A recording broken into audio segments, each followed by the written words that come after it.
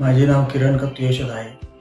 मी कोपरगाव तालुक्यातील कोळपिवडी गावामध्ये राहणार आहे. कोळपिवडी गावामध्ये काम करत असताना माझ्या डोक्यात चक्कर आले.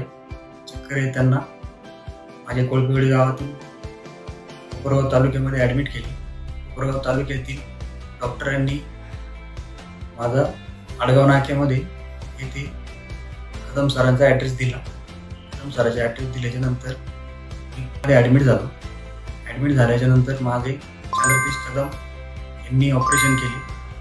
ऑपरेशन केल्याच्या नंतर ते ऑपरेशन सक्सेसफुल झाले. सक्सेसफुल झाल्याच्या नंतर मला 15 दिवसातच घरी सोडण्यात आले.